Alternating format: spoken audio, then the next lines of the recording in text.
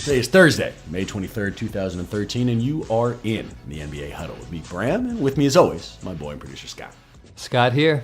Scotty, the Warriors just finished off the most successful season that I can remember in the last 30 years, so you know we got big things to talk about today, baby. In the Warriors update, we're going to go through the Warriors' final game of the year, the Game 6 loss against the Spurs, and focus on the upside of that game, that being the fans' reaction after the game, something that really impressed me.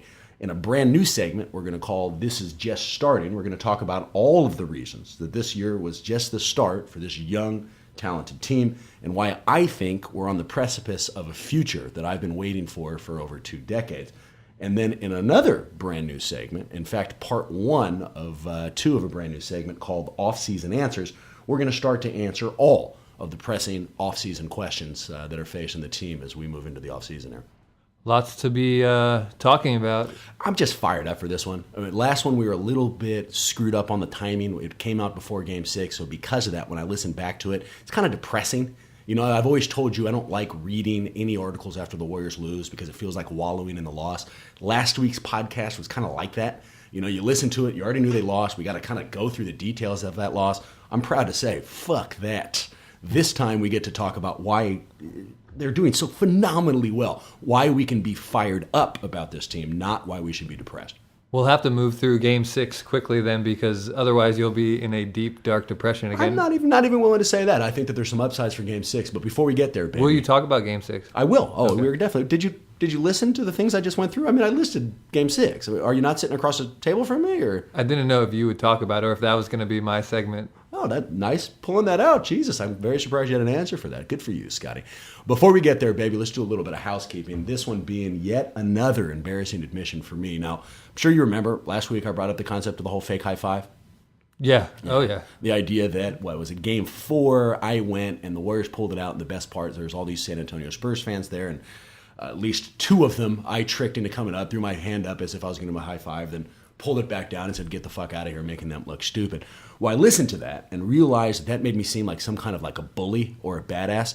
Or an asshole. Or an asshole. All 3, really kind of synonyms for one another. And let me tell you right now, that couldn't be further from the truth. When it comes to fights, I am a gigantic pussy, Scott. I've spent my entire life kind of avoiding physical contact. You remember that story I talked about, the riot that happened in Richmond when I was playing in high school, and that I just ran around trying to avoid anybody and anything. So anybody who walked away after hearing the fake high five thinking, wow, Bram, likes to fight or some kind of an intimidating force, nothing could be further from the truth. I'm glad you clarified that. And I want you to clarify something else about that story. Yeah. You claimed that all you had on was a Warriors hat, Yeah. which to me begged the question, did you not wear a gold shirt? Yeah, no, you know what? That is a phenomenal question. Shit, I was wearing the shirt, man. I was wearing the shirt. So that's a housekeeping item there. No, it is, and it makes me feel and look a little bit stupid. I really appreciate you bringing that up. The only clarifying thing that helps me is the only person who's stupider than I am in telling that story is that San Antonio Spurs fan who apparently still thought I was on his team despite wearing the mustard yellow that everyone associates with the Warrior fan. Well, I think that makes it even better story, because how do you get a Spurs fan to try to give you a high five when you're rocking a bright gold shirt and a Warriors cap? I think better question, how can you be wearing the same shirt as 19,000 people around you and then think by taking off your hat you're no longer a part of that group? It's a little embarrassing now looking back, but it was what it was. If I wasn't such a pussy, I'd fight you right now for that observation, but I'm a little bit afraid of it, so I got to stay away. You got any housekeeping, man? Are you ready to jump in? Well, you talk about the Warriors' future being bright, and we will definitely cover that, and it's something that I agree with, but I'm feeling optimistic about the Wizards' future too. Should have had the 8th pick according to the statistics, but as Graham will point out, statistics don't always just jump to the fucking point. They got number 3. Good for you. Yeah, the Wizards got the number 3 pick. It's classic Wizards, though, because this is one of the worst drafts in NBA history. I was just going to say, you can't be that excited. I mean, do you even know who's still going to be available out there? I mean, I know Noel. I mean, that's it. Is there anybody else who's really in this draft who you give a shit about? Absolutely not. No. I don't know what they're going to do with it. I don't know if they're going to even be able to trade it because nobody else is going to want it. The night of the lottery used to be, for you and me, a big event. I think we watched last year together when they drew the ping pong balls. So I'm still stuck in that phase of things. No, which is fair. 2 quick points on the draft, and then let's jump into Warriors optimism, although one of them is a optimistic Warrior take. One, just like you said, for 20 years, the only thing I ever gave a shit about the postseason was that draft lottery. 30 minutes and a halftime, and generally speaking, a Western or Eastern Conference Finals game, I would get so fired up, like this was the year the goddamn Warriors would pull it out, and every year I didn't get anything out of it. There was something that was so freeing and so satisfying and so phenomenal about not only not giving a shit about that draft order, but not doing any of the research before. I mean, I used to hop on ESPN and do their whole little mock lottery and find out press that thing thousands of times, seeing who the Warriors might get, read every single draft bio. Now I don't know anything about it, and that is so great. Point number 2, and I'm a little hesitant to say this, but I've already established myself as an asshole anyway, so I'm going to. I think it is amazing that he's overcome his disability. I am sure that he's going to have nothing but a bright future, but I am so fucking tired of that little kid from Cleveland. Can we stop giving him credit for just getting lucky on a television show? Not just tired of him, but that whole entire crew. They just why do they get so many chairs in the room there? They just take over the room and start going nuts every time. Did you see Gilbert's older son? Yeah, I don't know if it was his son or... I read an article today, I think on Grantland, that called him Machine Gun Kelly and then pointed out that he looked like Christopher Walken's son in Wedding Crashers. Now, it's a random reference, but if you get some kind of an opportunity, go back and look at it. They look identical. This kid is very strange looking, but shit.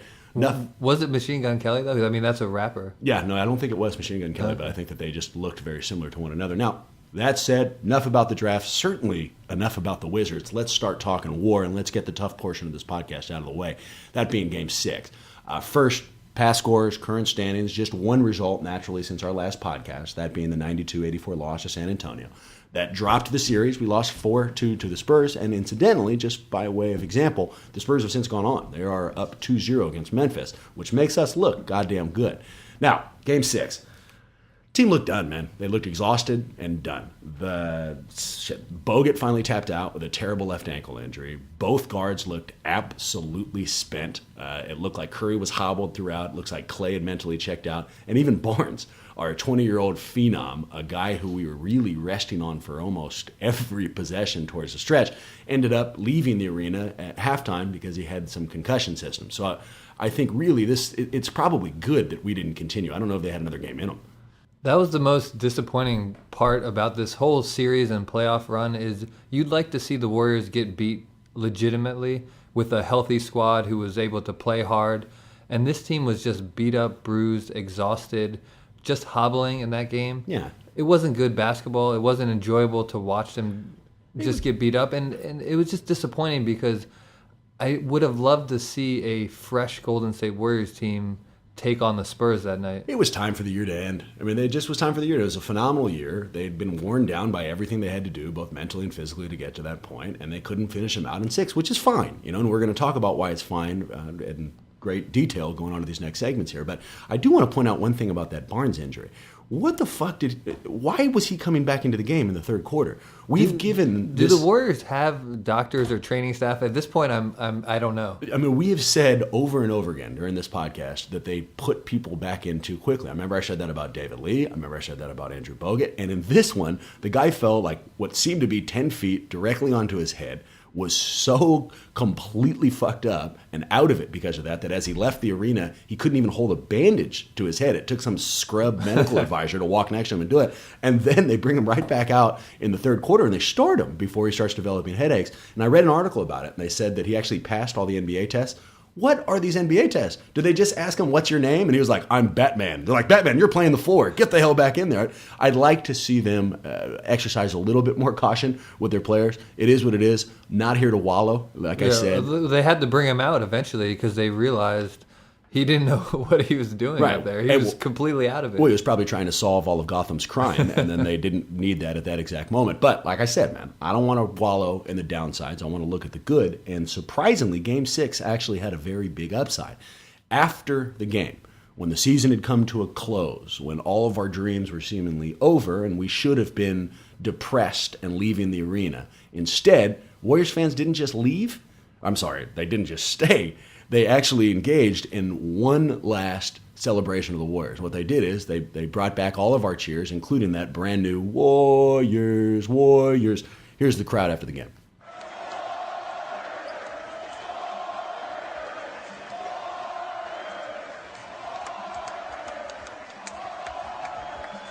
And that chant actually culminated. At first, it was just Jarrett Jack walking around, and the fans went crazy. They started up in that cheer, and I think all the rest of the players had already gone into the locker room. They hear that. They come back out, take center court. Curry takes the mic, and then he has this to say. We just want to thank you guys for your continued support all season. You guys made Oracle Arena a great place to play. The energy, the passion you have for us is unmatched across the league, so we want to just thank you guys. Obviously, it didn't end the way we wanted it to, but all the hard work and the foundation we built this year, we're going to keep growing and keep getting back to this level next year.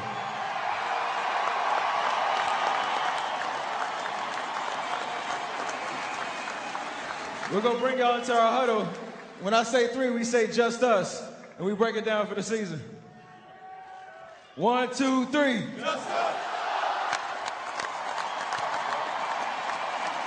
I think, in a really weird way, this was one of the most encouraging and special moments of the season. Can you think of any other professional crowd that would stay after a season-ending loss and stand and cheer and chant their team? I've never seen anything like that in professional sports. Not after a loss. I've never seen that. It was surreal. It was awesome. And lots of credit to the fans and Jarrett Jack for getting them pumped up and then bringing the rest of the team out. You only see that type of thing in college. It had a real college sense, a real college feel to it, including at the end of the game, Mark Jackson was teary-eyed. Right. Players were getting teary-eyed. It looked like they were finally eliminated from the NCAA tournament. Well, and put it back into context with the shit that we've been talking about with a Laker fan, and I know I'm just bringing up old drama, but I at least want to talk about it. Now, the Warriors didn't look that good over the last couple games, man. They looked tired, just like I said. They looked exhausted. They weren't given a full effort. Clay disappeared. There was reasons for us to be frustrated as this thing wound down, but instead of booing them off the court or leaving in a huff the way that Lakers fans did, and the thing that I keep pointing out, they stayed, they cheered, and they gave them everything. And I really, really think that makes a difference to the players. Now, I don't have to guess. In fact, I'm dealing with some inside knowledge. Here is a video that the Warriors players cut after that, thanking the fans. The fans, I mean, I honestly don't even know if I can really put it into words. You know, what they bring to, the team, how they, represent themselves, the city. Great is an understatement, good is an understatement, phenomenal is an understatement. They come out every night and they cheer their hearts out for us. They make it very, very easy for us to come out and play with emotion. They definitely give us a spark that we need. The amount of excitement and energy they bring every night that we play in Oracle Arena. And when it's sold out, it's buzzing, and I think we feed off of that energy every night. Credit a lot of our home wins to them, because playing in a packed house every night, it makes the biggest difference. And I think it's hard for other teams to come in our building and play because we're so loud and crazy. Teams gonna struggle to hear play calls, and all those different things because of your crowd. So that college atmosphere, fans going crazy, into the game, the entire game. It's something that doesn't happen often, and it's something that definitely shouldn't be taken for granted. They have been loyal, committed, passionate, and as good as any fans in sports. They've stuck with us when probably we didn't deserve to be stuck with them. I remember last year we were out of the playoffs playing against, I think, New Orleans Hornets, who were out of the playoffs. It was like a Tuesday night and it was packed in here. And I just knew that if you could make it to the playoffs and give them something to really get excited about, there would be something special. When we got back from that road trip after beating the Heat and beating the Hawks in Brooklyn and a couple wins on that road trip, I think that the whole fan base has gone to a different level. Been one of the toughest teams at home this season.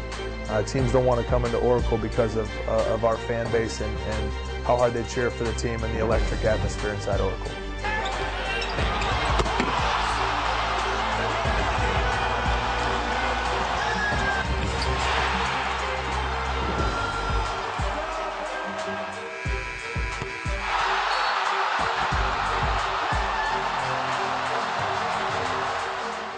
Thank you. Thank you. Thank you. Thank you. Thank you. Thank you. Thank you for all your support throughout the season. Well, I don't know if anyone else is still listening because that was so long. I tried to have this argument with Bram that we needed to cut that. I apologize to everybody out there. Bram won out, so I played all minute 50 of whatever that was. I wish that thing was longer. If it was a 10-minute clip, I would have listened to every second. They are thanking us specifically. I want to hear from each one of those Warriors about why they thought our contributions was amazing. That's good. We'll put it up on our site. People can go watch the full thing, but we don't need to spend all this time just playing that out. We got the point very quickly in that video. Again, ridiculous. This is a podcast by Warrior fans, and here's the important part, for Warrior fans, and we have a message specifically from the Warriors to the fans. And you don't want to play the whole fucking thing?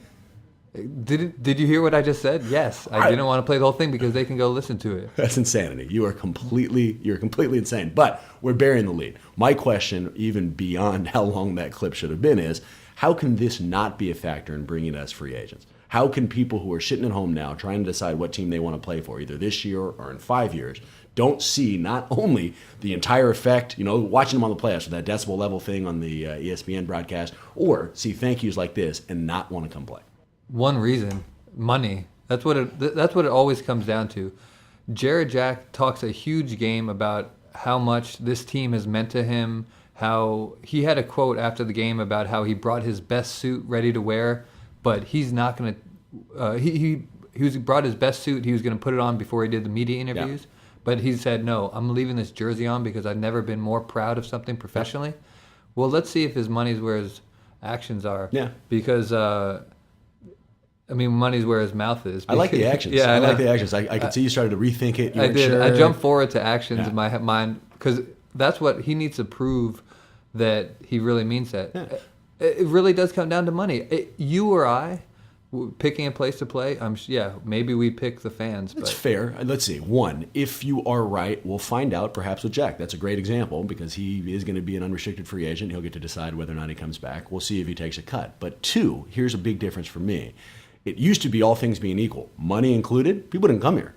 We'd make giant offers to other players, people like Elton Brand, who would look at us, they'd have the exact same money here and then decide to go somewhere else. So if we've just provided one more piece, one more reason people will want to come here as long as we can support them with the money, that's a huge advantage. I think that's true. And I think that it also may attract a type of player you want. Right. Who maybe isn't as concerned with money as he is concerned with playing in a great atmosphere, right. Playing with a team that has chemistry and seems to have really bonded and enjoy playing together. We were psychopaths. I've never seen anything like that, man. That really was as magical of an experience as I can think of, and it makes me feel kind of weird and awkward to use the word magical in a sports context, but nonetheless, you got to give him one last piece of credit, regardless if it draws a free agent. What a hell of an appearance by that crowd. All right, perfect segue because the Warriors fans are only one of the reasons why the future is so bright. Let's start talking about This Is Just Starting, a brand new segment in which we are talking about why this is just step one towards an incredibly bright future in my mind. Now, before we talk about why they're going to get better going forward, let me quickly point out why I think they've already gotten better right now. And let me add a little context. And I wonder if this is true for you, man. Once the Warriors lost, people kept coming up to me and treated it like I just lost a firstborn. Like they talk kind of in those soft tones, like, oh, how you doing? Did you watch the game? Was that shit happening for you too? People were stepping on, it felt like they were stepping on eggshells. Right. Like I'd go and say hello to somebody and they'd look at me like, oh, you want to talk about the Warriors or something like that. Here's a goddamn secret. I'm not sad. I couldn't be more fired up for this fucking team. I didn't think they were going to beat the goddamn Spurs, and their loss didn't change any of my opinions.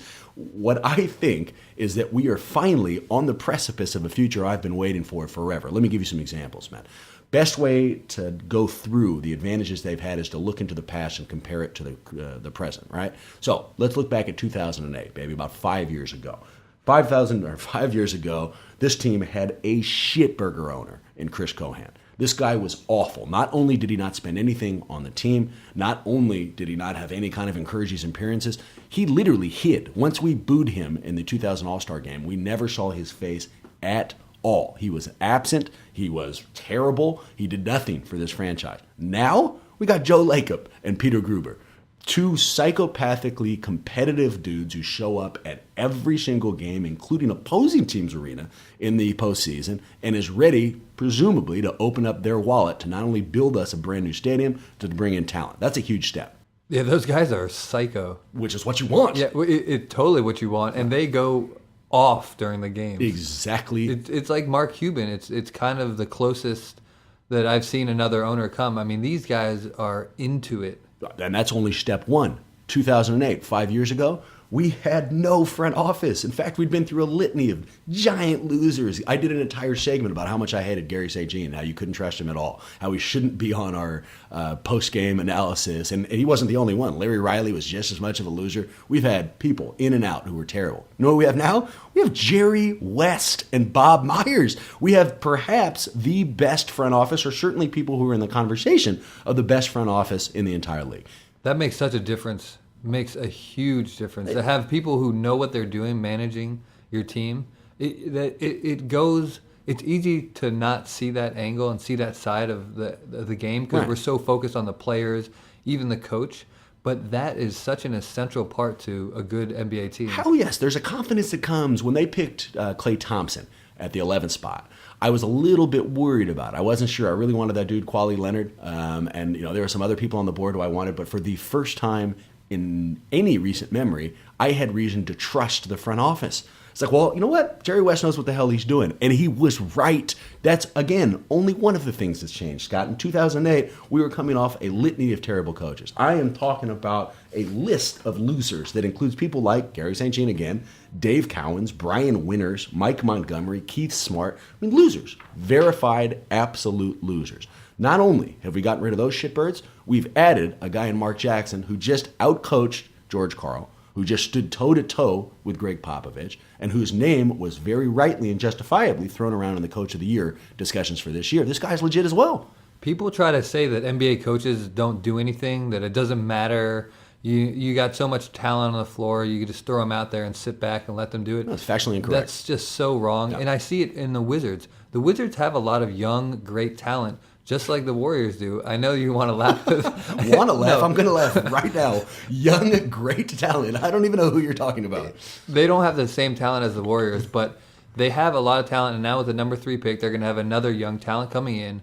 But they have complete losers as coaches who cannot get the players to develop, can't get them to play as a team, to care. Mark Jackson has done an incredible job at making the team care. And think about motivation. We're talking about, in most cases, jaded professionals. How long has Jarrett Jack been playing? How long has Carl Landry been in this league? How long has Andrew Bogut been hearing canned motivational speeches? Years. These guys have spent their entire career hearing coaches scream in the ear about why they should be fired up. At some point, you got to get to a point where it's overkill, right? You're not listening anymore. Jackson comes in and legitimately unites this team, legitimately makes them believe in one another, believe in him, and fight for one another. That's not something that you can buy, man. That is an absolute skill and one that has me fired up. Let's move on to another huge advantage, man. In 2008, we had been searching for a superstar face of the franchise for as long as I can remember, probably since 1994, and Chris Webber cut that goddamn commercial that you made me watch a few months back. We had nothing. We tried a bunch of moves. It never really worked. The closest we got was Monte Ellis until he destroyed his ankle in a ridiculous scooter accident. Now we've got one, man. And not only do we have one, we didn't have to pay him max money. This guy's working. For the first time, we had things break in our favor. Curry hurts his ankle at the right time, so he doesn't sign for the max. Now he's seemingly over at least most of those ankle injuries, and we get to build around him with money that is only possible because we didn't have to pay it to him. Yeah, he got that is the best contract in the NBA. No, hands down. It's unbelievable, man. I mean, let me go a little rapid fire here. In 2008, what have you been doing so far? This isn't rapid fire. Well, I keep letting you have your point. Rapid fire is me actually just going through it, but I don't want to cut you off at all. In 2008, we hadn't had an all-star since Latrell Sprewell in 1997. Now we already have one in David Lee, and another that everybody now concedes should have been on the list in Stephen Curry. In 2008, we didn't have any bench. None. Nobody you could rely on. Now we have Jarrett Jack and Landry, if they actually stay, and I think there's a chance that they might. We also have Draymond Green, a guy who's shown that he can contribute. We have Festus Ezeli, legitimate 7-footer who comes off the bench. And we might have David fucking Lee off the bench if we decide to stay small next year. We've got a complete team. What about Brandon Rush? Oh, exactly right. Phenomenal call. I'd completely forgotten about him. And he's if he comes back in full health, and I think there's reason to believe he can, not only is he going to provide a spark off the bench, he's going to give us that perimeter defender that we didn't have. He's a Tony Allen-like defender, man. 2008, we had nothing to look forward to. We had questions. We had a history of darkness, dude. We had losing and just losers all around us. I feel like Bram has been exercised from your body, and Graham is now inside you. No, I mean that's totally unfair. It's totally unfair. What I have been optimistic about this team up until now, I wasn't ready to say that they could beat the Spurs. I think you did say they could beat the Spurs. I did. Well, I switched it over, but now I feel a lot better about our original joke. In fact, that's when Graham inhabited me. Is when I was saying, okay, you talked me into it. I do think they can beat it. This optimism has been bubbling throughout the year. I have been sitting waiting for this team to have something like this, man, for as long as I can remember. There's a justification you look to while rooting for a terrible team. You need it. Otherwise, I spent all this fucking time doing this for no reason. I've thrown all this money at this team for no reason. Well, you know what? It is justified, Scott. I reached it. This is it. I'm at the future I've always wanted them to be. Now, maybe it won't work out. That's possible. You know, things happen. It's the NBA. You gave us your stupid Wizards example. But as I sit here right now, speaking into this microphone, I have reason to be optimistic about the Golden State Warriors. And I have not been able to say that since I was like 5. This is amazing, Scott. And I can't tell you how fired up I am. I agree. There is a lot of reason to be optimistic. Oh, and you should be fired up. And go for it. You touched on a reason why we are not just going to sit right here and stay how good we are. There's reasons to be even more optimistic and why they're going to continue to grow. The thing that you brought up was Brandon Rush's return, and I think that he will make us better. But he's not the only thing that can change, man. I think that, for example, Barnes continues to get better, don't you think? I mean, he's so young. This guy's ceiling is through the roof. He improved so much in one season. I can't help but say he's going to keep improving. And no question that he develops and just becomes an even smarter basketball player than he already is. You think 20 and 10's out of the question for this guy? 20 and 10? I don't know if there's that much to go around that he's going to get 20 and 10. Yeah, because the number's going to go somewhere else. I wouldn't surprise me.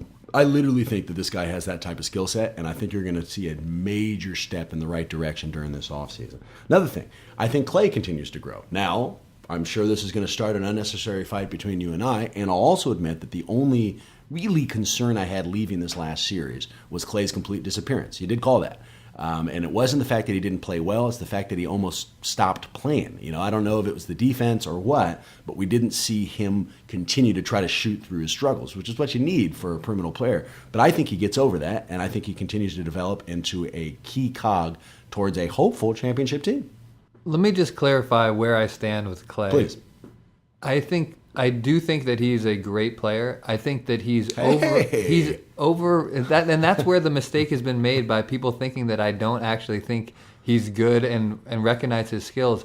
I do. What I think is that Warriors fans overrate him. I think that they see much more in this guy than is actually there, and that's where I try to get people to just dial it back a bit. I don't think he's the kind of savior and this amazing contributor that everyone thinks he is. I think he's a little bit like Michael Jordan, but better.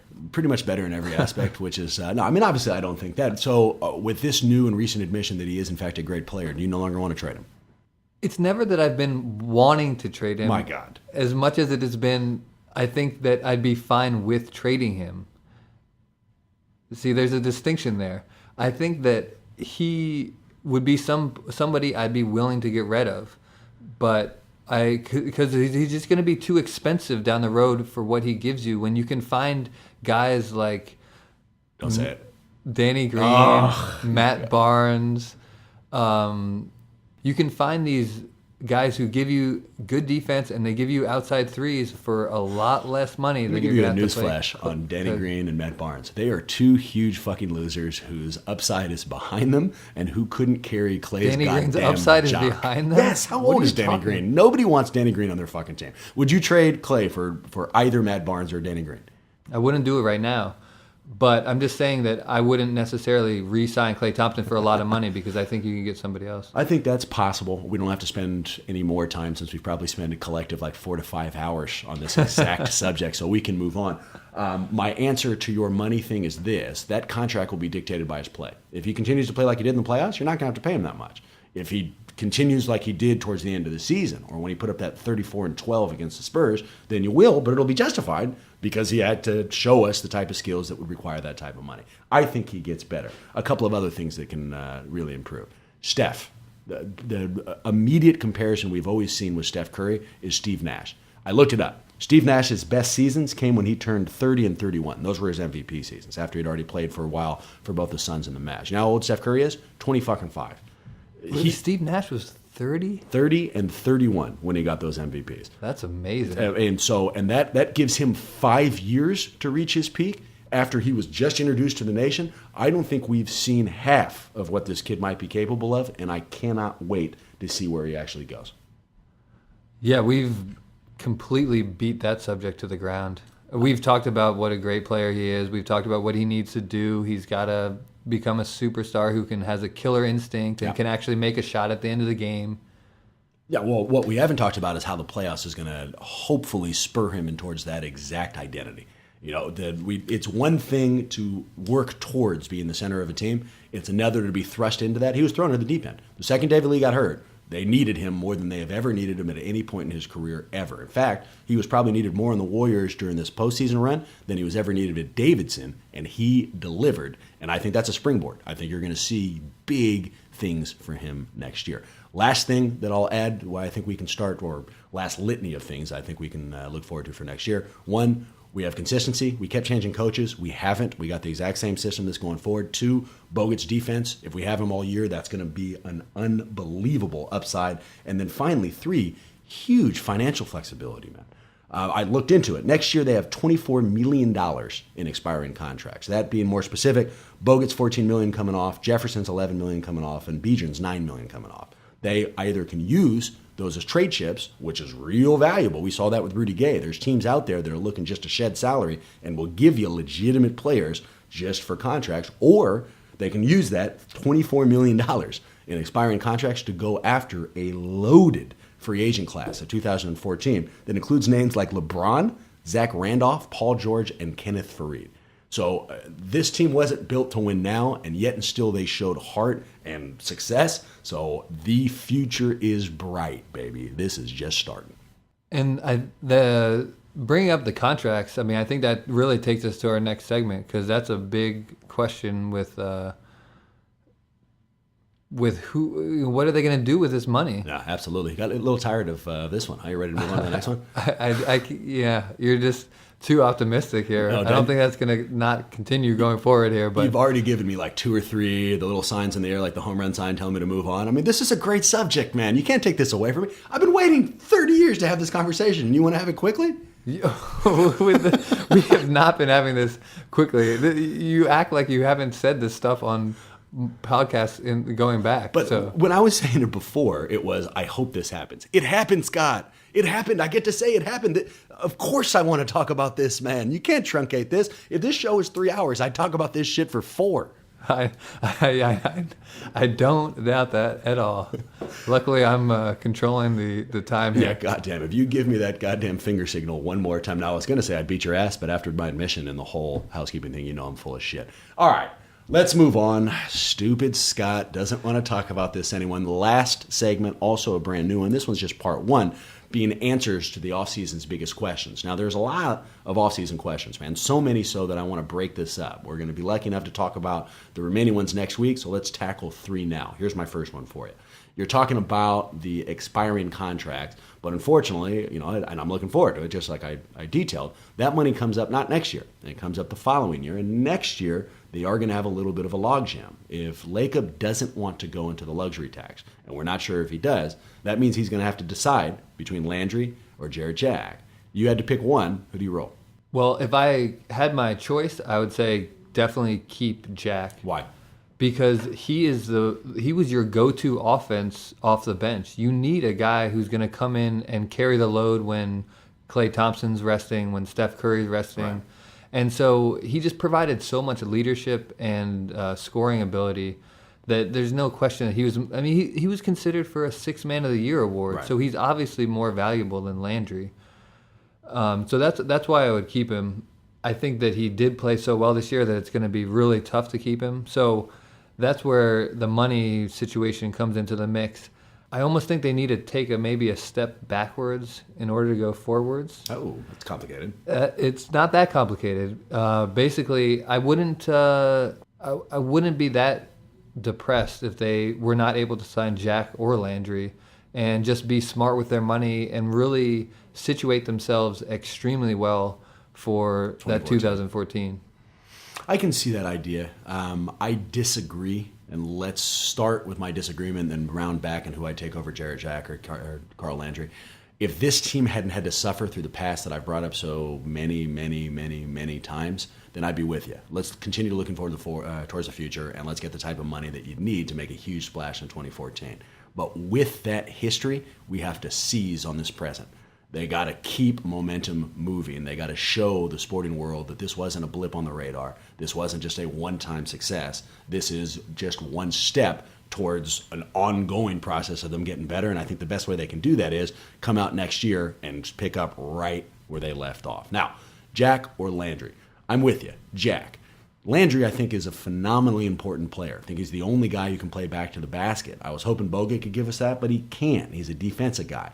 David Lee doesn't have that at all. He's 15 feet and out, really. I mean, he's got kind of that little hook shot, but it's not back to the basket. He's not giving you that. Landry does, and if we lose that, it's going to hurt. But what he can't do is relieve the ball handling pressure off a staff. And that's exactly what Jack gives us. There's no other fucking ball handlers on this team. We'll see. Maybe in the offseason, we'll talk about this next time with the possible free agent acquisitions. There's people out there like Aaron Brooks, some old school veterans. But as things stand right now, there is nobody on this roster who can bring that ball up when Steph's out. And if you lose that, it's going to be nasty. And that doesn't even take into account that Jackson apparently feels more fucking comfortable with Jack taking the last second shot than he does with anybody else. So you wouldn't lose the ball handling because you'd pick up somebody at like a veteran's minimum. Hopefully, but we have no idea who it is. We were talking about uncertainties. Right now, if we're looking at this roster, he is the only guy who can do it. And then finally, I don't think he stays. I think this guy is going to get $8 to $9 million a year. He's going to get starters money. And I don't think that Lacob's going to want to go into the luxury tax now, probably because he wants to save that ability for 2014. Next question. There's been tons of rumors, and we kind of braced for this last year, that Mike Malone, the super assistant coach for the Warriors, is leaving. In fact, he's one of the highest candidates for the Philadelphia job. Well, and Vinny Del Negro just got fired from the Clippers, or his contract wasn't renewed. And so now they're saying Malone is a big-time candidate for the Clippers. This one I don't have a definitive answer for. It actually does intimidate me a little bit. There's a scene that really sticks out for me in that San Antonio series where, and I don't even remember, is at the end of one of the games, they needed a final second. I think it might have been at the end of game one, double overtime, that led to Manu Ginobili hitting that three. But whatever it was, they showed both huddles. First, they showed the Warriors huddle. And they showed Mark Jackson standing back, watching over the huddle, and what he was watching is Mike Malone draw up the goddamn play. Then they flipped over to Greg Popovich, who was actually calling the play himself and would have killed any assistant coach who tried to take that clipboard. So this idea that Mike Malone's calling the plays and Jackson's calling the motivation, I don't think is a rumor. I don't think it's urban legend. I think that's what's happening. Now, I can't tell you what's more important. I don't know. I really don't. I think that the motivation we talked about before is crazy important, not something you can teach, and perhaps you can pick up X's and O's, and we're going to see that with Jackson, but I'd be lying to say that this guy's loss is easy to overcome. It's going to be a tough loss if it happens. I'm just not familiar enough with the coaching staff and the ins and outs of it to know quite how big an impact Malone has, and whether or not he wouldn't be replaceable by, sometimes somebody leaves and somebody steps up. So that could happen here. Well, and they had 2 years together. So you hope that Jackson's been stealing, pages out of his playbook or recording his X and O sessions, whatever the hell it is. We'll see. I mean, as far as off-season questions go, this is one I don't think that can be answered until after we've had an opportunity to see them go into the next season and see how Jackson overlaps. All right, last question for this podcast, big man. Can Steph and Bogut stay healthy? I mean, no Warriors conversation is ever going to be complete unless we actually acknowledge that huge question. What do you think? You can't answer the question, but it's such a scary thing anytime either of the two get on the court. Yeah. It's really unfortunate because it does. This team live or die by their health. Right. Obviously, I can't answer it either. It would require a crystal ball, basically. It's much like the Malone thing. We're going to have to see them come out next year and get a sense. But I can offer you some senses of optimism before we get out of here, since that seems to be the theme of this show. Wouldn't doubt you couldn't do it. Yeah, well, here it comes. Let's start with Steph. There's this perception out there that this guy's damaged goods, and everyone felt justified in saying that after he tweaked the left ankle during the postseason. Let me give a counter to that. Despite this perception, this guy missed 4 games all year. That's 82 games in the regular season, and that's another however many games it was that they played in the postseason. He missed 4 games. Not just missed 4 games, but he also played some of the most minutes of any guard in the league. Exactly right. So, can I tell you that he doesn't sprain his ankle easily? No, he does. Can I tell you that he doesn't have a history of ankle problems? No. He had 2 goddamn surgeries, and we're constantly worried about it. But what I can tell you is that despite all of those problems, this kid has shown up and played through it all. So there's reasons for optimism. Now, the Bogut optimism is a little bit more difficult, but I'll try. Last year when they brought him back, our conception of him being consistently hurt was aided because he came back, played 5 games, and then sat forever, and it jaded us immediately. But the easy answer to that is it's because the Warriors lied about what the fuck he was coming back from. He had a microfracture surgery. We didn't know that, something that takes a lot longer to recover from. So our expectations were off. If we had known that him coming in, he's supposed to miss the first couple of months, we wouldn't have been all frustrated with his inability to stay on the court, and it wouldn't have had that same kind of undermining effect. Now, it's possible. It's possible. He had other problems. He had the back spasms. He had the arm problems. There's other things out there. But maybe, just maybe, you give this guy the actual rest time his doctors have called for, which is what this offseason will be, and you're going to see the real Andrew Bogut come back, and all these injury questions go right the fuck out the window. How'd I do with that optimism? That was good. Yeah, sales pretty good, right? You got me believing. I can tell you're kind of smiling. You didn't give me the finger thing, moving on. No, I felt very fucking good about it, baby. All right, well, there's still so much to talk about, but we've already taken up a lot of time here. Let me say what I always say. It is such a pleasure hanging out with you guys. This entire year has been so fun. We appreciate you so much hanging out and kicking it with us. We are going to be right back next week where we're going to answer some of the remaining questions, including what kind of free agents the Warriors can go after, what kind of trades there are available, and what we can really expect out of next year, and also maybe go through some of the best moments in this year's season. Till then, enjoy the remainder of the playoffs. I myself have stopped watching. I don't care anymore, but thanks again for hanging out, and please remember that you can reach us at Twitter, NBA Huddle, Gmail, NBAHuddle@gmail.com, our 2 websites, Let's Go Warriors and NBAHuddle.com. And finally, you can catch us on iTunes or YouTube at NBA Huddle. Thanks a lot, you guys. We'll see you next week. If I just believe it, there's nothing to it. I believe I can fly. I believe I can touch the sky. I think about it every night and day. Spread my wings and fly away. I believe I can soar. I see me running through that open door. I believe I can fly.